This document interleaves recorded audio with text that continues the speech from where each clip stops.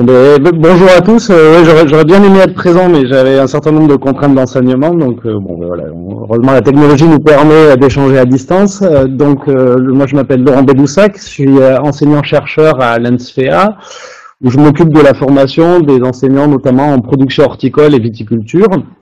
Et je suis un agronome de formation et je fais mes recherches à l'INRA, ici à Toulouse, au sein de l'UMR Agir, qui veut dire agroécologie, innovation et ruralité. Mes travaux de recherche depuis maintenant, voilà, j'ai commencé ma thèse, fait ma thèse en 2006-2009, on porte sur les cultures associées, qui est l'objet de ma présentation. Donc voilà, donc je vais partir sur une 30-40 minutes de présentation. S'il y a des points de compréhension qui sont pas clairs, n'hésitez pas, voilà, je peux à me couper pendant la présentation et puis après on aura un temps d'échange ensuite.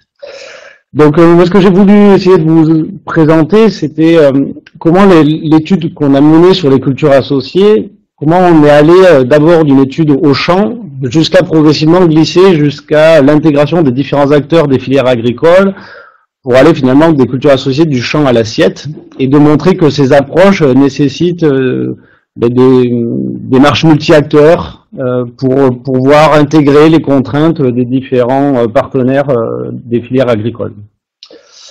Alors, on va quand même commencer par des éléments de contexte et de définition pour qu'on soit bien d'accord sur ce dont on parle. Alors, qu'est-ce que c'est qu'une culture associée? C'est dès lors qu'on va mettre au moins deux espèces dans une même parcelle pendant une période significative. Alors, c'est une pratique traditionnelle. Hein. Les premiers agriculteurs faisaient certainement des cultures associées parce qu'ils ne savaient pas faire des cultures pures. Il a fallu attendre l'avènement de la chimie et de la mécanisation. Et ça recouvre une large diversité de systèmes. Ça peut être des cultures annuelles, ça peut être des mélanges prairiaux, ça peut être de l'agroforesterie où on associe des arbres et des cultures, ça peut être des associations d'arbres et de prairies, ça peut être des associations entre arbres et arbustes, comme par exemple du bananier avec du caféier. Et en fait, les cultures associées, elles peuvent être vues comme une application des principes de l'écologie pour valoriser les ressources naturelles et réguler les facteurs biotiques. En fait, la nature a horreur du vide, et quand vous regardez quels que soient les milieux naturels ou même anthropisés, hein, il n'y a jamais une seule espèce sur la Terre, il y a toujours voilà, quels que soient les milieux dans lesquels on est, à part des milieux très très particuliers, il y a toujours plusieurs espèces qui sont associées. Et si elles sont là, si on les voit ensemble, c'est parce qu'elles ont trouvé les conditions qui ont permis leur développement. Et du coup, l'idée, finalement, c'est de se dire, est-ce qu'on peut se servir de ces grands principes au service de l'agriculture? Alors, les premiers agriculteurs, eux, ils n'ont pas fait comme ça, hein, certainement. C'est de l'empirisme, hein, ils pouvaient pas faire autrement, donc ils ont vu que les plantes ensemble, ça a fonctionné, et puis ils pouvaient pas faire autrement, donc ils se sont débrouillés. Nous, aujourd'hui, on sait faire que des cultures pures, et l'idée, c'est de dire, est-ce qu'on ne pourrait pas complexifier nos systèmes, mettre plusieurs espèces ensemble, pour en tirer un certain nombre d'avantages, comme le fait la nature a priori. Alors, quand on regarde la littérature scientifique sur les cultures associées, il y a plein d'avantages qui apparaissent. On nous dit que les cultures associées, ça permet de faire des céréales de meilleure qualité. Qualité au sens souvent de teneur en protéines. Donc ça, c'est un enjeu fort, parce que dans les systèmes, on va dire, plus agroécologiques, plus écologiques, ou moins intensifs, on a souvent des problèmes de qualité, à arriver à avoir des teneurs en protéines qui seront suffisantes. On nous dit aussi que le fait d'associer des espèces, ça accroît et ça stabilise la production. Il y a en fait un effet de balancier, d'équilibre entre les cultures qui se produit, et du coup ça rend les systèmes plus résilients, notamment face aux aléas climatiques. C'est particulièrement vrai par rapport aux légumineuses à graines qui ont des productions très variables d'une année sur l'autre. Alors on nous dit vis-à-vis des bioagresseurs également que les cultures associées, ça permet souvent de réduire les maladies, les insectes, les champignons. Alors, ça marche la plupart du temps, mais il y a certains cas où ça fonctionne pas. C'est pas non plus le Graal de l'agriculture, mais dans la plupart des cas, on voit que ça a un effet intéressant. Et enfin, d'un point de vue des impacts sur l'environnement, c'est des systèmes qui sont plutôt adaptés à une agriculture à bas niveau d'intrants, donc c'est-à-dire une agriculture où on va pouvoir mettre moins d'azote, moins de produits phytosanitaires, et de ce fait, on va réduire de facto les impacts sur l'environnement. Alors tous ces intérêts, quand on regarde la littérature, on voit qu'ils sont amplifiés dans les systèmes à bas niveau d'intrants, c'est-à-dire dans les systèmes où le potentiel agricole est limité. Des systèmes par exemple où on a des sols superficiels, ou des systèmes où on va mettre peu d'engrais, où on n'a pas le recours à la chimie. Et donc c'est particulièrement intéressant, notamment en agriculture biologique. Alors, au départ, nous, quand on a travaillé sur les cultures associées, je vais vous montrer que c'est, comme on a abordé un petit peu, hein, c'est une affaire à la fois d'agronomie et d'écologie. Alors au départ, moi je suis agronome. Donc quand je me suis intéressé à la question des cultures associées, c'était d'abord d'un point de vue agronomique pour évaluer la performance de ces systèmes. Autrement dit, est-ce qu'une culture associée, c'est plus intéressant qu'une culture pure? Alors pour ça, on a fait voilà, d'un point de vue expérimental, on fait des petites parcelles là, qui font une dizaine de mètres carrés, où on va comparer du pois pur, des cultures associées, du blé pur, et puis on va voir qui est-ce qui produit le plus. Et c'est ce qu'on voit un petit peu sur le graphique à droite, hein, c'est qu'on a des systèmes ici où on a du pois pur, du blé dur tout seul, et puis une association où on a mis moitié-moitié, et on voit que quand on met pas d'azote, le rendement total de l'association, il est supérieur au rendement des cultures pures. Donc ça a l'air effectivement de confirmer ce que nous disait la littérature. Par contre, juste à droite, quand on met plus d'azote, voilà, 180 kg d'azote minéral, et bien là on voit que la culture associée, elle fait moins bien que le blé dur tout seul. Et donc ça confirme bien que si on est dans une agriculture intensive, il n'y a pas vraiment d'intérêt à faire des cultures associées. Et ça, les agriculteurs l'ont bien compris. Aujourd'hui, si on veut faire du rendement, eh bien on met de l'azote, et les cultures qui répondent le mieux à l'azote, ben, c'est notamment les céréales.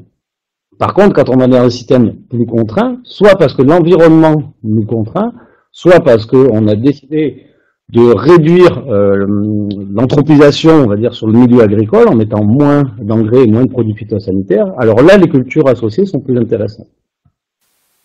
Sur les graphiques en dessous à gauche, là, là on a comparé la teneur en protéines pour vérifier si effectivement la culture associée permettait d'améliorer la qualité. En fait, vous avez une bissectrice ici, et puis tous les points, qui sont issus de 2 années d'expérimentation avec différents niveaux d'azote, mais on ne va pas rentrer dans le détail, tous les points sont situés au-dessus de la bissectrice. Donc ça montre que dans quasiment tous les essais qu'on a fait, on augmente à chaque fois la teneur en protéines de la céréale quand elle est en culture associée par rapport à la culture pure. Et on l'augmente d'autant plus que la teneur en protéines de la culture pure est basse. Et donc là encore, ça confirme bien que quand il y a beaucoup d'engrais, on arrive à faire de la qualité. Et donc là, les cultures associées, elles ne feront pas mieux. Par contre, dans les situations où on n'a pas d'engrais, où on a des sols qui sont pauvres, on a du mal à faire de la qualité, et c'est là que les cultures associées vont exprimer leur potentiel. Alors, je bascule sur la diapo suivante. Alors, certes, c'était de l'agronomie, donc on va dire que nos premiers travaux, ils ont vite fait, voilà, rapidement, on a confirmé ce qu'on trouvait dans la littérature, donc on n'a rien inventé de nouveau. On dit, bon, ben, on trouve la même chose, donc c'est plutôt rassurant. Et ensuite, on s'est intéressé à dire, mais pourquoi est-ce qu'on obtient ces résultats-là? Et c'est là qu'on s'est dit, mais en fait, c'est de l'agronomie, mais qui est basée sur des principes écologiques. Alors, il y a des histoires de traits fonctionnels, il y a des histoires de théories de complémentarité, de synergie, bon voilà, un certain nombre de processus que je vais illustrer maintenant. Le premier élément, c'est quand on va mettre 2 espèces dans un champ, elles vont être d'abord, je sais pas, mais en tout cas, elles vont être en compétition pour un certain nombre de ressources. En effet, les plantes, elles ont besoin des mêmes éléments. Elles ont besoin d'azote, elles ont besoin de phosphore, elles ont besoin de potassium, elles ont besoin d'eau, elles ont besoin de lumière. Et donc, si elles sont dans le même milieu, elles vont se battre pour acquérir ces ressources. Alors ça, je voulais illustrer sur le graphique de droite, où j'ai représenté la quantité d'azote qui est captée par les plantes, dans le cas d'une céréale pure, dans le cas d'une culture associée, et dans le cas d'une légumineuse pure. Alors on va regarder d'abord juste les barres foncées, les 2 barres très foncées, puis les barres intermédiaires. Ça, c'est l'azote minéral. Donc ça, c'est l'azote qui est présent dans le sol. On voit qu'en fait, une céréale toute seule, une culture associée ou une légumineuse pure, elles ont la même capacité à extraire cet azote du sol. Par contre, ce qui est intéressant de regarder, c'est dans l'association, la répartition de l'azote minéral, il va être surtout en faveur de la céréale. Autrement dit, la céréale est plus compétitive. En termes de compétition, les 2 espèces essayent de capter l'azote minéral du sol, mais c'est la céréale qui arrive le mieux à le faire. Bon, pour plusieurs raisons, parce qu'elle a un système racinaire plus profond, qu'elle se développe de façon un petit peu plus précoce que la légumineuse, donc rapidement elle épuise l'azote minéral du sol et donc il y en a moins de disponible pour la légumineuse. Donc c'est ça qui illustre un exemple d'illustration d'un phénomène de compétition.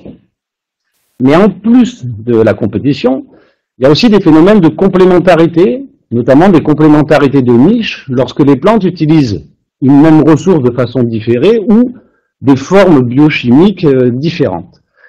Quand on va associer une céréale et une légumineuse, les légumineuses, elles ont la capacité à fixer l'azote atmosphérique de l'air par une symbiose avec des bactéries, des rhizobiomes.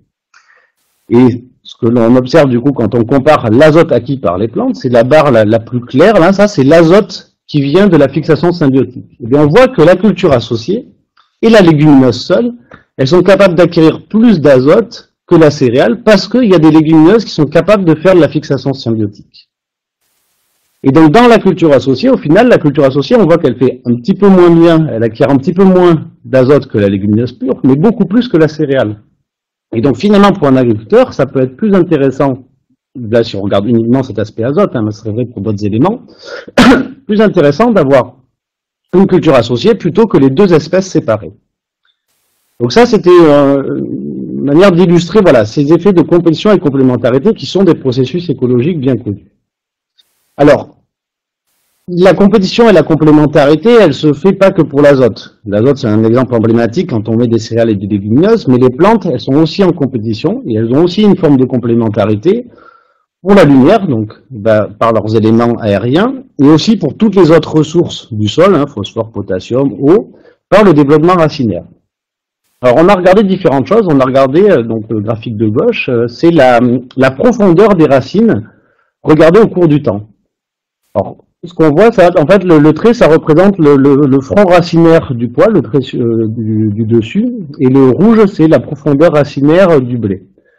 Si je prends un exemple ici, en 600 degrés jour, on va dire en février-mars, les racines du pois, elles sont à peu près à 35 cm, et au même moment, les racines du blé, elles sont à 85 cm de profondeur. Donc ça veut dire que toutes les ressources qui sont en dessous des racines du pois, elles ne sont pas accessibles pour le pois. Et donc, elles sont accessibles uniquement pour le blé. Et ça montre qu'il y a bien une complémentarité dans l'utilisation des ressources parce qu'elles n'explorent pas la même niche écologique. Alors, ce qui est intéressant de savoir, c'est que quand les racines du blé, elles sont à 85 cm de profondeur, au-dessus du sol, le blé, il fait même pas 10 cm de haut. Donc on a l'impression qu'on a un blé tout chétif, mais il a déjà mis des racines très très profondes. Alors bien sûr, ça va dépendre du sol, il faut que le sol puisse permettre aux racines d'aller aussi profond, mais on a des complémentarités fortes.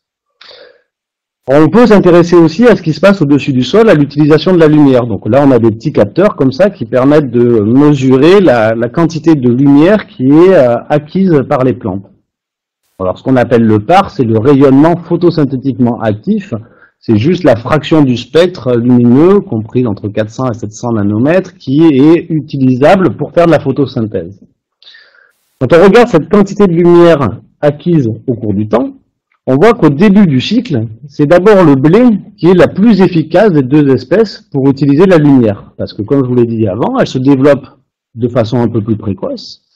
Par contre, en fin de cycle, un blé qui n'a pas été fertilisé, il est relativement chétif, on peut encore voir le sol à travers le feuillage, et donc en fin de cycle, il n'est pas capable d'utiliser toute la lumière. A l'inverse, le pois, là, le trait le plus clair, on voit qu'en début de cycle, il est tout chétif, il est au ras du sol, il est en rosette, il utilise très mal la lumière. Par contre, en fin de cycle, il se dresse sur lui-même avec ses vrilles foliaires, et là, il a une très bonne capacité à utiliser la lumière. Et la culture associée, en fait, on voit qu'au cours du temps, elle est toujours très proche de la meilleure des deux cultures. En début de cycle, elle est très proche du blé, elle fait un petit peu moins bien, mais elle est très proche du blé. Et en fin de cycle, elle fait un petit peu moins bien que le pois, mais elle est très proche du pois. Ce qui fait que sur l'ensemble du cycle, la culture associée, elle utilise mieux la lumière. Et si elle utilise mieux la lumière, ça veut dire qu'elle fait plus de biomasse. Si elle fait plus de biomasse, elle fait plus de rendement. Donc là, on voit une illustration d'une complémentarité dynamique entre les deux espèces. Et tout l'enjeu, c'est de trouver les bonnes espèces à associer, les bonnes densités, les bonnes variétés, pour maximiser ces complémentarités et trouver un bon équilibre entre complémentarité et compétition entre les plantes. Alors, les cultures associées, ça renvoie aussi d'un point de vue écologique à tout ce qui est dynamique des populations. Donc on s'est intéressé notamment au cas des pucerons. Alors je ne vais pas rentrer dans le détail, c'est les 4 petits graphiques du haut.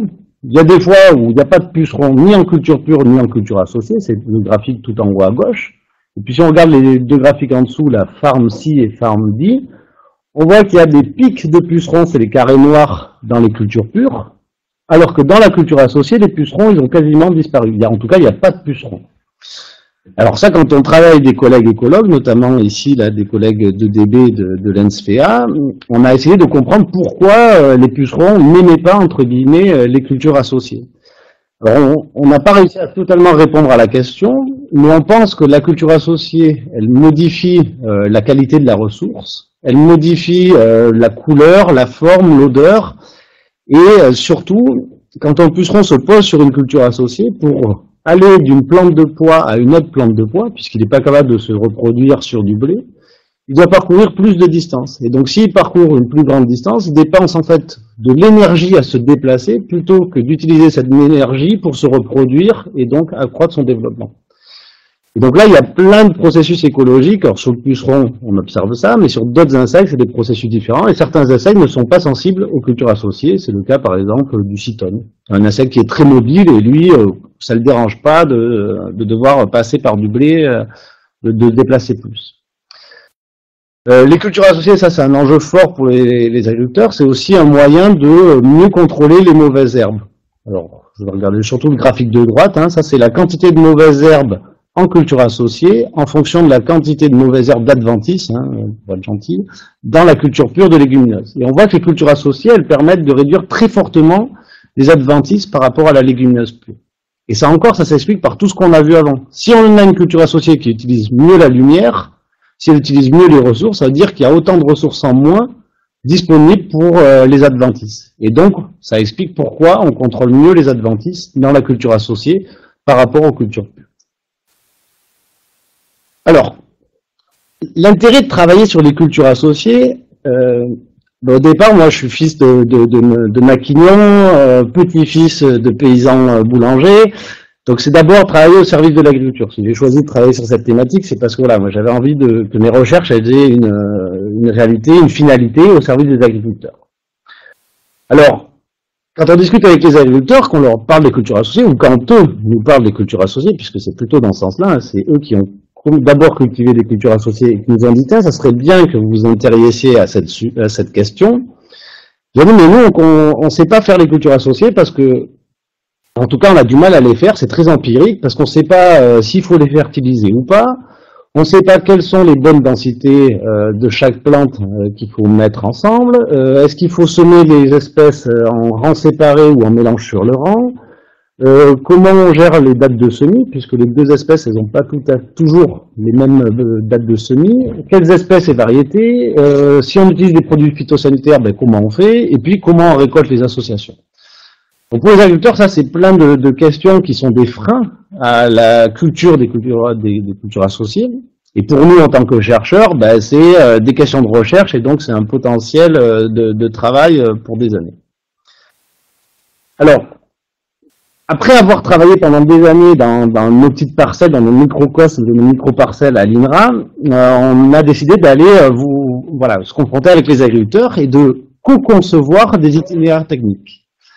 Et donc en discutant avec les agriculteurs, on s'est rendu compte que c'était des agriculteurs qui n'avaient pas du tout la même entrée que nous. Nous, au début, on voulait faire du blé dur. Et puis il y a d'autres agriculteurs qui disent, ouais, mais moi, ce qui m'intéresse, c'est surtout d'arriver à faire du pois, parce que j'ai des animaux que je veux nourrir. Et donc en discutant, on arrive par exemple à concevoir ce type de mélange, où l'objectif, c'est de produire un mélange équilibré de pois et de blé dur de qualité. Nous, en tant que scientifiques, on a un certain nombre d'hypothèses de compréhension. On sait que le blé est plus compétitif que le pois, que si on veut améliorer la qualité, il faut réduire le talage du blé. Et donc le choix technique qu'on a conçu avec les agriculteurs, c'est d'accroître la densité du pois et de ne pas apporter d'azote. Et finalement, on en vient à faire une association qui est ce qu'on appelle une association additive. On va semer un pois en pleine densité, et à l'intérieur de ce pois, on va rajouter du blé en plus, en demi-densité. Et ce qu'on obtient en termes de rendement, c'est qu'on a eu une association qui fait bien mieux que le pois pur, un tout petit peu moins bien qu'un blé, mais c'était un blé qui avait été légèrement fertilisé. Et en termes d'indicateurs, ça veut dire qu'on a un land d'équivalent ratio de 1,29. qu'est-ce que ça veut dire un 29? Ça veut dire qu'il faudrait 1,29 hectares de culture pure pour faire la même chose qu'un hectare de culture associée. Autrement dit, c'est comme si l'agriculteur, il augmentait la surface de son exploitation de 29%. C'est gigantesque. C'est gigantesque pour un agriculteur. Et pourquoi on obtient ce résultat-là? Parce que là, on est avec des agriculteurs qui sont en agriculture biologique, dans des systèmes où ils apportent pas ou peu d'azote aux cultures. Et donc, c'est là où les cultures associées expriment leur potentiel.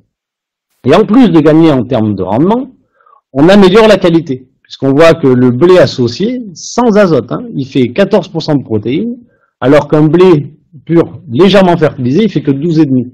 Donc on a gagné 11% sur la teneur en protéines. Donc on gagne sur du rendement et on gagne aussi sur la teneur en protéines. Alors ensuite, avec les agriculteurs, il y a plein d'autres questions qui se posent. Les agriculteurs, par exemple, qui sont éleveurs, ils ont certains, voilà, ils ont une rotation, ils ont d'abord de la prairie, après un blé tendre et puis des céréales secondaires.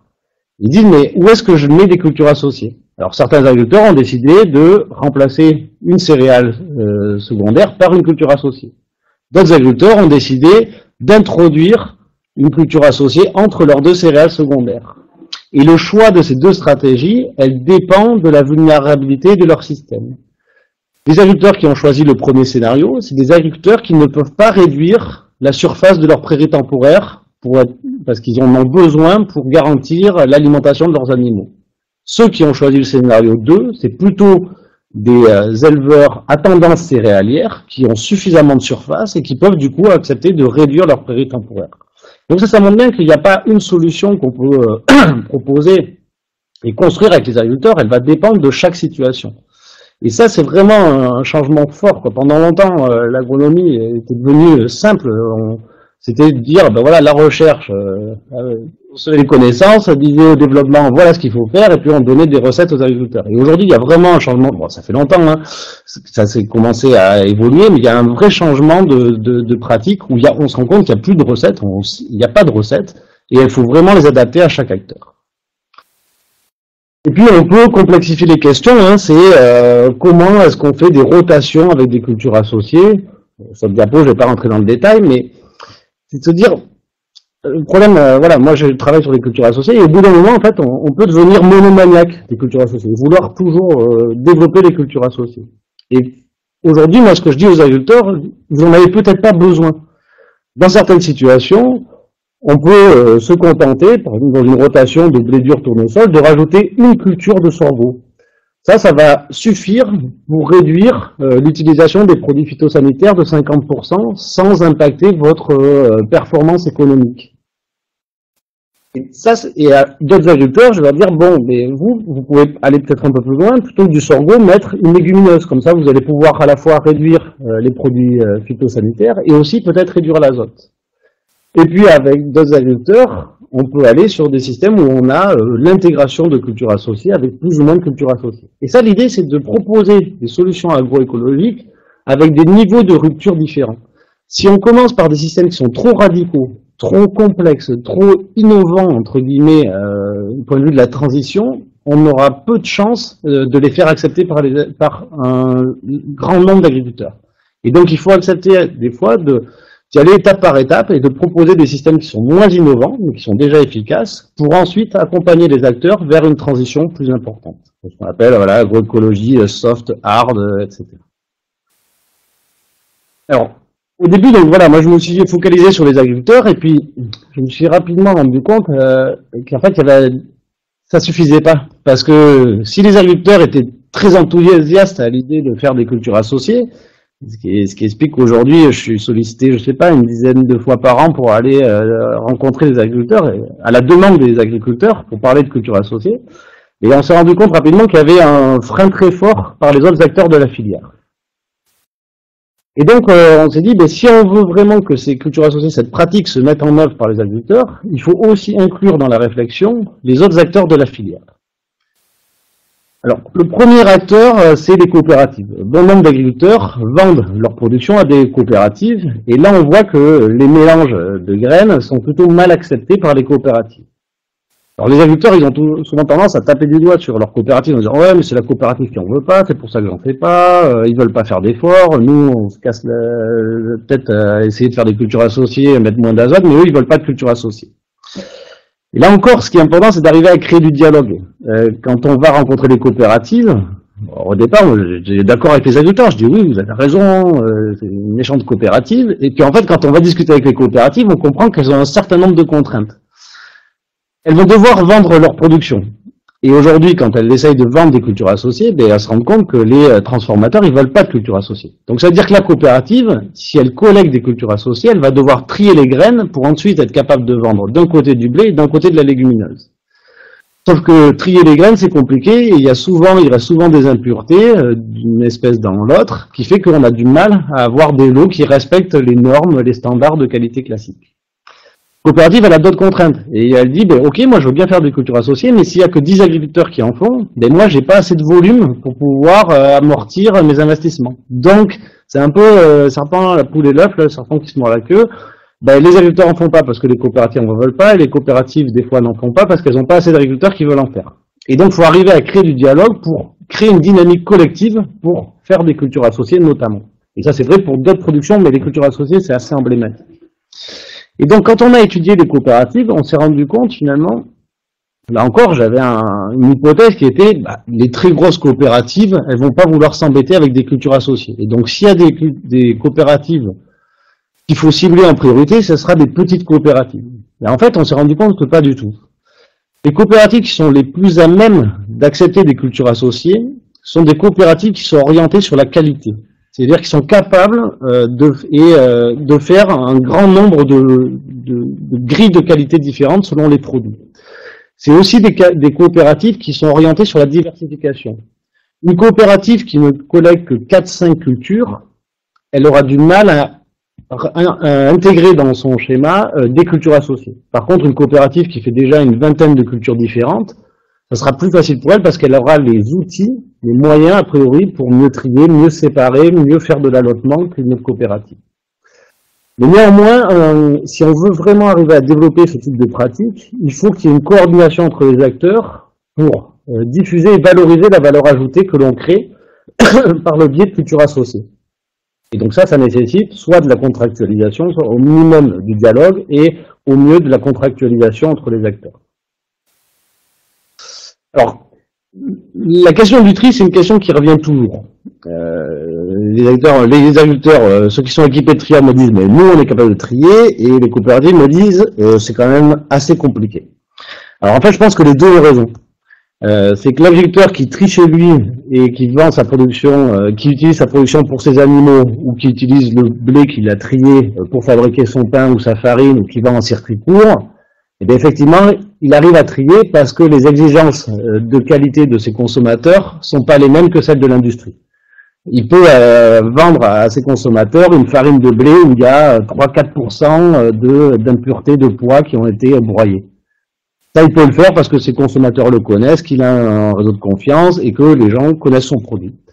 Par contre, quand on passe comme une coopérative sur des schémas industriels classiques, là, il y a des normes, des standards européens, et puis on n'a pas le droit de vendre un blé dur qui a plus de 1% d'impureté.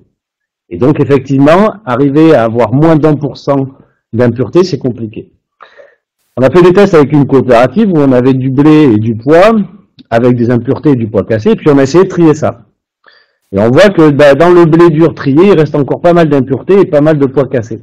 Donc ça, concrètement, on ne peut pas le valoriser en alimentation humaine, et ça partirait en alimentation animale.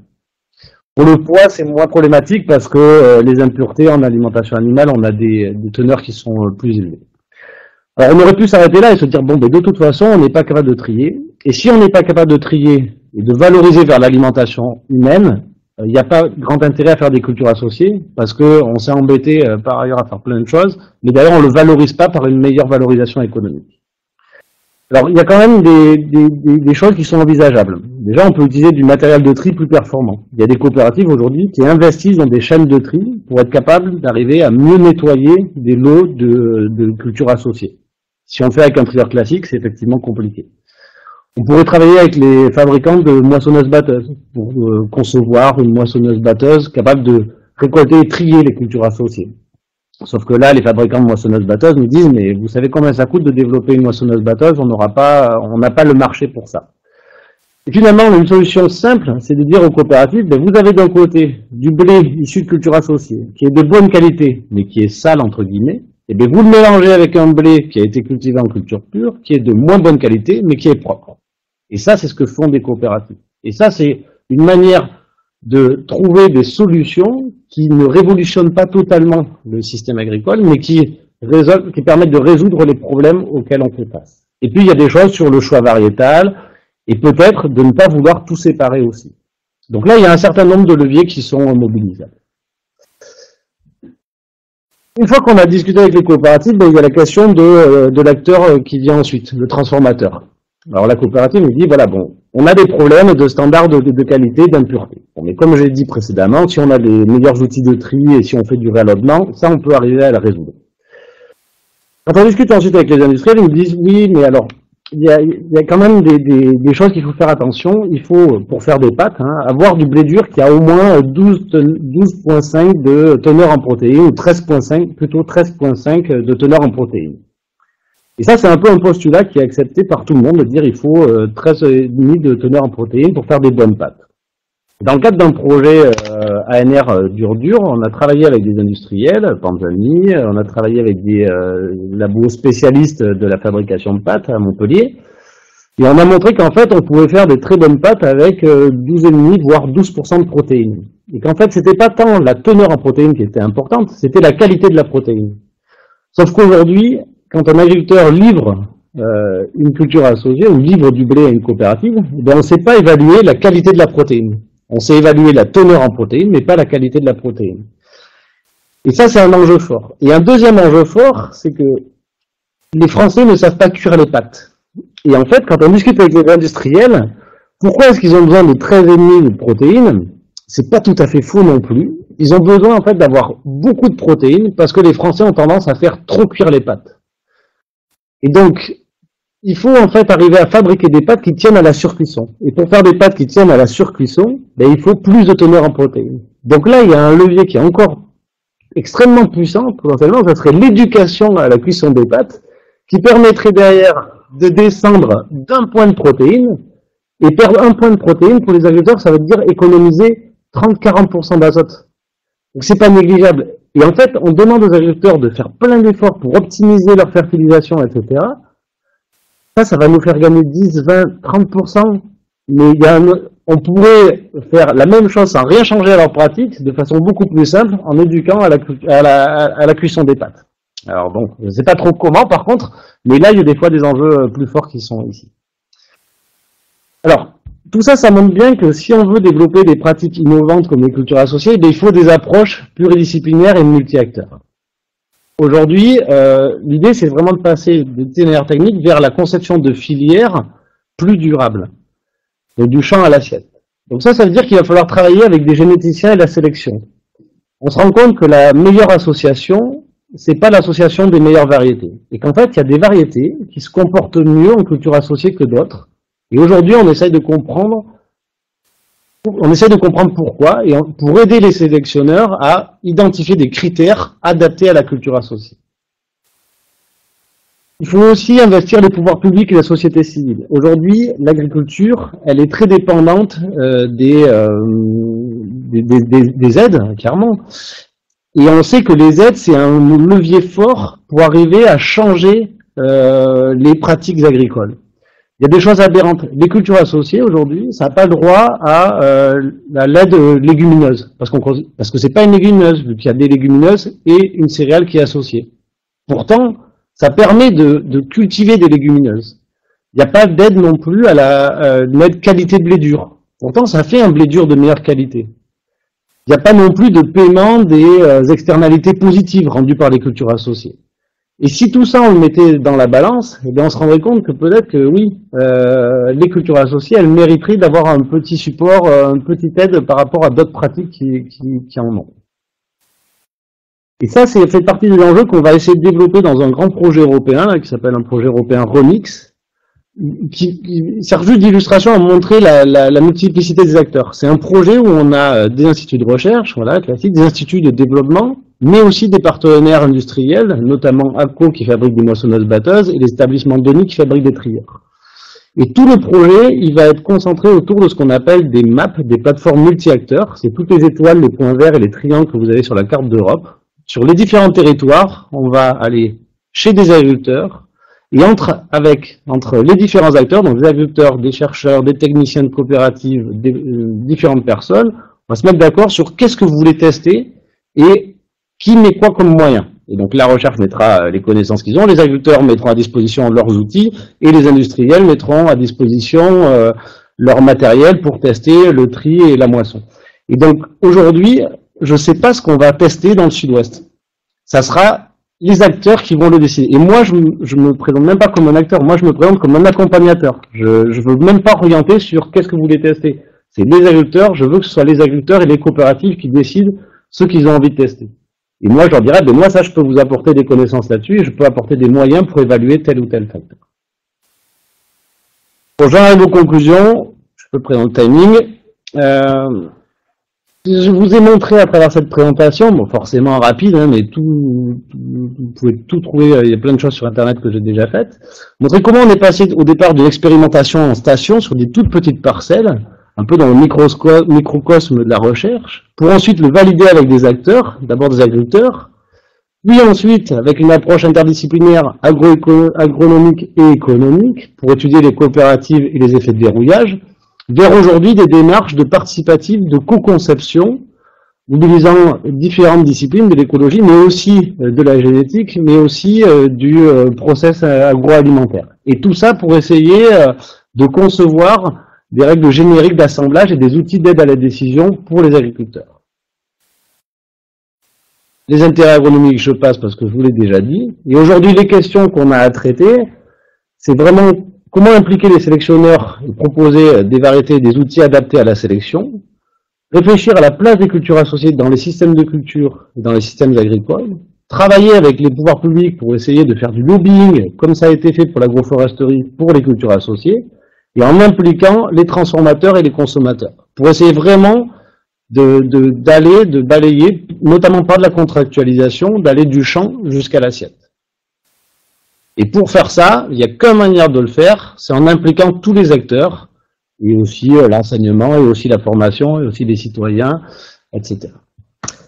Voilà, j'ai un tout petit peu dépassé de 2 minutes 30, mais je vous remercie.